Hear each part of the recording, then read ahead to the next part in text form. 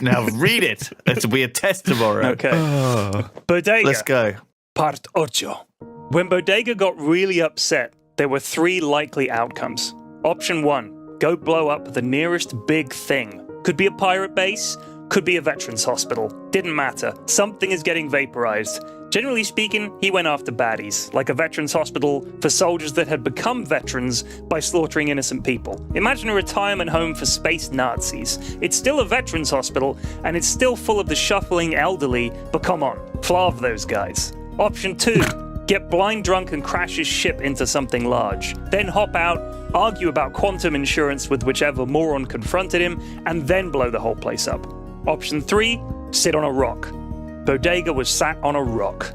The universe breathed a collective sigh of relief. The rock-sitting option was the one reserved for when Bodega wasn't just upset in a regular way, but in a really baffling how the flav did that happen way, for when he needed time to get his head around the problem. This rock was on a tiny planetoid called Mu in the mostly uncharted BV332 Delta system. Bodega liked this spot because the view was so insane it took his mind off his troubles.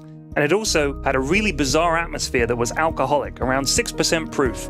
You could just sit here and breathe and get nicely loaded and check out the overhead vista of 4 galaxies colliding. The sky on the dark side of BV332 Delta Mu was ablaze with billions of stars battling each other for supremacy and generally exploding or dragging each other's guts all over the darn sky. This was what gravity was designed to do. Pull things to shreds, take the beautiful and render it down to its component atoms. It took the free and the liberated and made them its slave.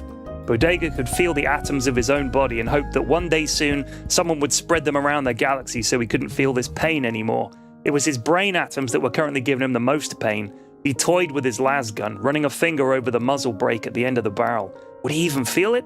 He tossed the lasgun to one side. Life went on. Surely life went on. Even when your gal is partnered up with one of the largest anuses in the known universe. Tan flaving Blatchman. First of all, how the scriv had that Mongol clogger not died at the Pulsar Sex Pit self-defense massacre? This was Blatchman we're talking about, and he is a canny bastard, but still, that place was leveled fairly convincingly. Bodega was glad Blatchman was alive. It meant he could kill him, and properly this time, by hand, one hand, and by the balls. Killing a man with one hand and applying lethal force via the balls only was something Bodega reserved for real, actual bastards like Blatchman. He called the technique the Way of the Exploding Plums. It was taught only in the most prestigious dojos by the most adept grand masters of hand-to-groin combat. He'd taken out a patent and everything. Every time someone used the Way of the Exploding Plums technique, he got a small royalty payment. It was a nice little earner. Just as he was flexing his right hand and grinning in anticipation at feeling Tan Blatchman's naked scrotum nestled in his palm, 2 things occurred to him. Firstly, that was the single most homoerotic thought Bodega had ever had. And secondly, that it might really upset Majesta if he were to do this.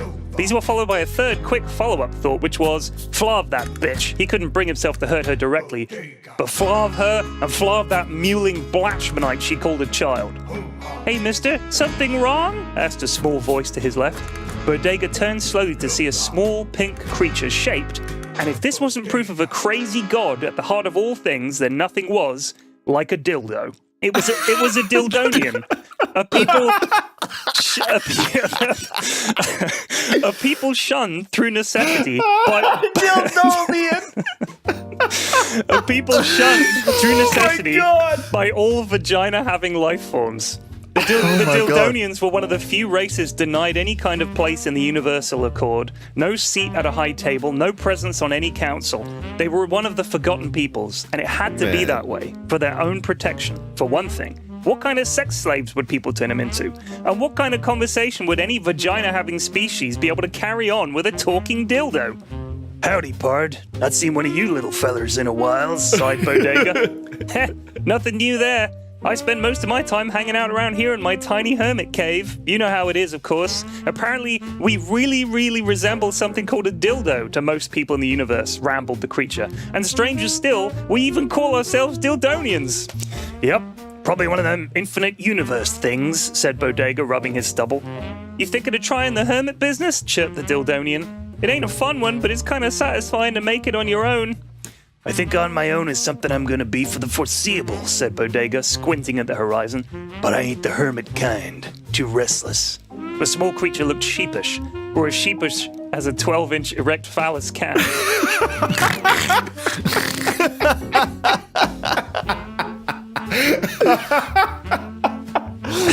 Fucking dildo. That's fucking amazing. It cleared its throat. Do you have a vagina? It asked. No, friend. I'm one of them dick havers, smiled Bodega. Oh, okay. Well, I'm gonna go back to my cave. That's gonna be my icebreaker. Do you have a vagina? Nice chatting to you. Good luck, said the Dildonian. Bodega touched the brim of his hat and nodded once. Scriv, things could be worse. He turned his head up once more to the cluster flav of stars in the slow death churn and took a good hard tug on his mega vape. He wasn't going to take revenge on Majesta. He would kill Blatchman if the opportunity arose, but if he chased him down and killed him, it'd be no better than smashing galaxies together.